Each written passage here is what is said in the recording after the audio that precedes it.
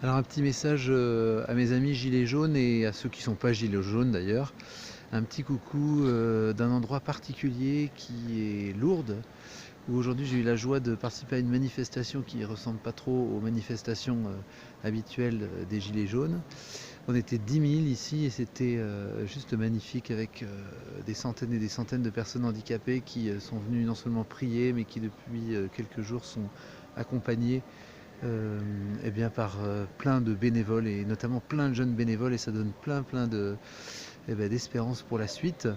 Voilà, donc ce pèlerinage que je suis en train de faire me donne l'occasion de vous partager peut-être quelques intuitions. Et la première intuition, c'est que voilà, c'est vrai que c'est nécessaire de manifester, de revendiquer, mais peut-être la première chose qu'on pourrait se dire, c'est comment on s'investit nous-mêmes au niveau local. C'est un peu David contre Goliath et faire tomber un système consumériste, un système où c'est le veau d'or qui est roi. Voilà, ça paraît vraiment compliqué. Par contre, là où on est, on peut vraiment faire des très très belles choses.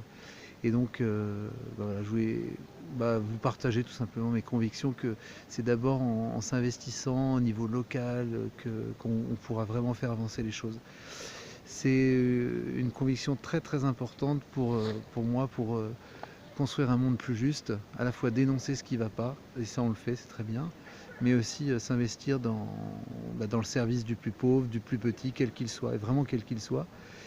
C'est lutter contre ce qu'on appelle chez les chrétiens la culture de mort, pour la culture de vie. Euh, et je voulais peut-être développer par rapport à ce que le pape François appelle la culture du déchet.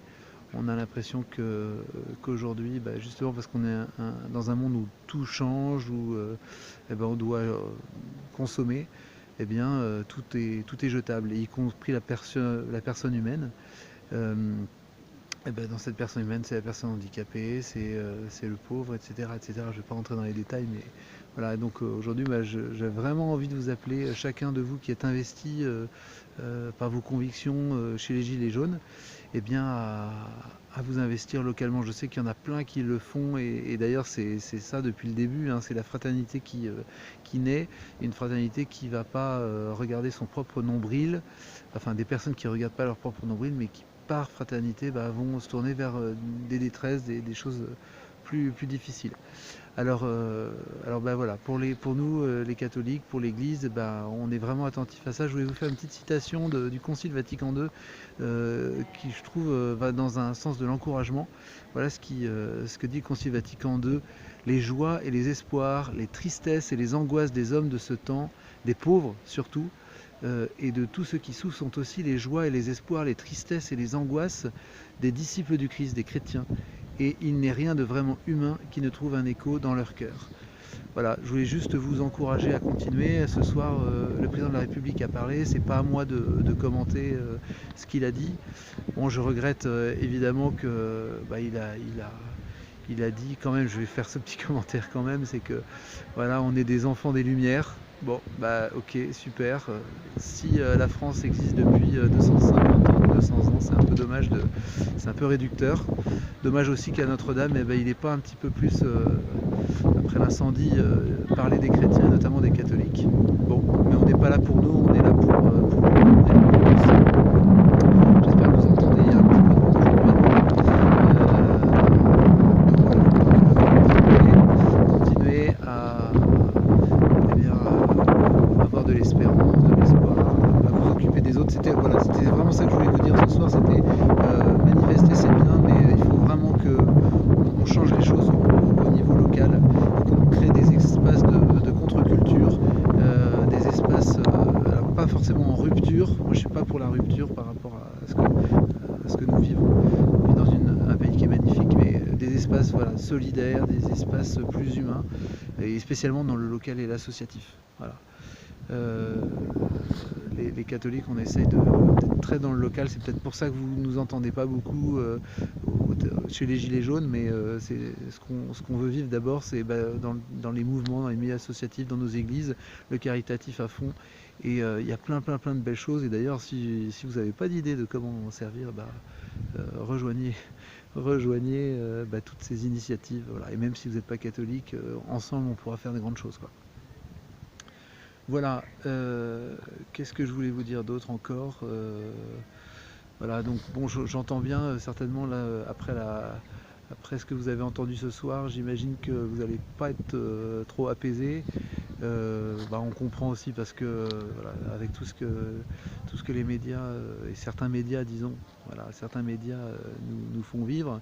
Je parle des Gilets jaunes, mais je parle d'une manière générale. Forcément, il y a un petit peu de colère, je comprends très bien. Face à cet abrutissement, et puis aussi parfois en mentant. Alors c'est pas des mensonges énormes comme dans les régimes totalitaires, mais c'est vrai que souvent c'est de demi-vérités et je comprends que vous en avez ras-le-bol parce que moi aussi j'en ai ras-le-bol, que l'anecdote devienne la vérité, que le singulier devienne la totalité des choses, quels que soient les sujets traités. Les gilets jaunes, voilà, on sait bien ce que c'est que parler du singulier, parler de l'anecdotique qui fait la vérité. Donc face à cette forme de manipulation insupportable, il faut continuer à dénoncer, à militer, mais en même temps il faut que l'énergie de la colère qui est en vous puisse, puisse se transformer en quelque chose une énergie de vie, quoi. Pas de destruction mais une énergie de vie. Voilà. Alors je ne serai pas là les prochaines manifestations qui à mon avis vont avoir lieu. J'étais pas déjà là samedi dernier parce que vous comprenez bien que pour un prêtre, c'est d'abord le week-end de Pâques, c'est d'abord sa mission qui prime, c'est ça, cette mission-là. Par contre, je me suis vraiment réjoui parce qu'on a vu, il y a François le Jésus à la Croix-Jaune qui a organisé avec Martial une petite marche pèlerinage là, entre Saint-Sulpice et puis Notre-Dame. Je crois que c'était un beau moment, vous étiez une quinzaine, il y en a même qui se sont confessés, je crois même qu'il y a un des prêtres de Saint-Sulpice qui a béni la croix, qui n'était plus jaune pour l'occasion, mais voilà, c'est vraiment une belle chose. Moi je me suis retrouvé il y a un peu plus d'une semaine, le mercredi saint, justement devant Notre-Dame avec quelques gilets jaunes en soutien de Notre-Dame. C'est vrai, on n'était pas très nombreux, mais bon, c'est pas grave, c'était la joie d'être ensemble et d'échanger, de discuter. J'ai fait connaissance avec plein de gens, comme d'habitude. C'est génial parce qu'on apprend à se connaître. Et puis pour moi qui suis prêtre, j'ai la joie aussi de vous partager mes convictions par rapport à ma foi chrétienne. Voilà, qui à mon avis, le spirituel et le spirituel chrétien sera vraiment quelque chose pour changer les choses, très important. Et puis je vais finir sur... c'était ma joie après avoir rencontré les Gilets jaunes de pouvoir rejoindre tous ces centaines de jeunes là, qui sont allés prier ce soir-là. C'était juste magnifique. Voilà, et écoutez, ici à Lourdes, je pense particulièrement à tous les malades dans vos familles, autour de vous.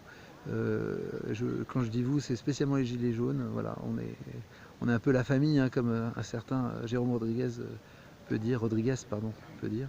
Et donc voilà, ici je prie pour vos familles, pour les malades, aussi pour les aides-soignantes, les infirmières. Je sais que c'est pas facile. Ici c'est juste formidable parce on est des centaines et des milliers même à Lourdes et il y a plein de bénévoles qui s'occupent des personnes âgées, des personnes malades et c'est plein d'espérance. Voilà. Donc si je résume ce que je voulais vous dire, c'était continuer, surtout au niveau local, vivez la fraternité et puis accepter aussi de reconnaître ce qu'il y a de beau dans ce que le président a dit, mais surtout ce qui vous frustre, continuez paisiblement à dire ce que vous avez à dire. Ne demandez pas à l'église de bénir les casseurs. J'ai discuté, voilà, j'ai pas fini, hein, je continue, mais j'ai discuté avec quelques Black Blocs plusieurs fois, et puis en fait on a l'impression que voilà, limite faudrait qu'on bénisse ou qu'on comprenne les cases de banque, etc. Mais ne demandez pas à l'église de bénir les canons, on l'a suffisamment reproché, donc voilà, moi je pense que c'est d'abord en développant une contre-culture qui va être dans la solidarité, dans la fraternité, dans le soutien et le service du pauvre qu'on va vraiment changer les choses. Ça va prendre encore une fois, je l'ai déjà dit une fois dans une vidéo, mais ça va prendre du temps, mais il faut vraiment aller dans ce sens-là. Alors voilà, je vous confie à la Vierge Marie ici, à Notre-Dame de Lourdes qui est un lieu de pèlerinage incroyable et qui est surtout un lieu très très visité comme finalement presque autant que Notre-Dame de Paris, donc d'une Notre-Dame à l'autre. Voilà. Je pense à vous Et puis bonne continuation à chacun. Voilà, Dieu vous bénisse. Bye bye.